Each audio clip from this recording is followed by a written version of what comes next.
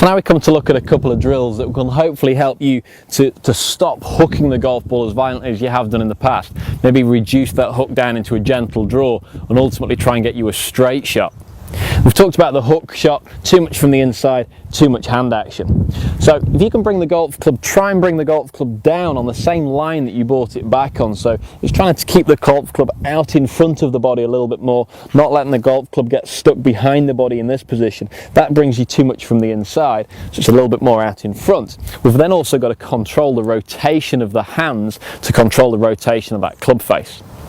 Now, often people say to me that they struggle with hooking the golf ball with the longer clubs, but their short irons and their chipping is actually one of the stronger parts of their game. So we're going to try and utilise the feeling that you have with your chipping and bring that into your long game a little bit. So often when we chip the golf ball, we see there's just a little pitching action here, and you can notice that the hands haven't rotated. The club face still quite clearly pointing up to the sky.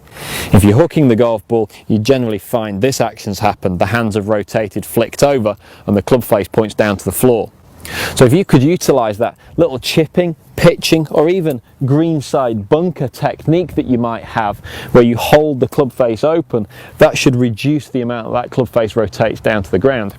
So you could actually start off with a 7-iron as I have here, but actually just hitting a couple of pitch shots with the 7-iron and see whether the golf ball goes straight at your target, right of target, left of target, just with that little half backswing and held off feel, and see whether the golf ball will just pop out right of target for you. So setting up, aiming towards 150 board out here, just a little held off follow through, and you can see the golf ball there cuts away to the right hand side, because in that action I had no rotation at all. Now if I rotate slightly, that ball would come in a little bit further, and ultimately end up straight. There is going to have to be an element in a degree of you educating your hands to feel this shot, but just practicing holding that shot off can work quite nicely for you.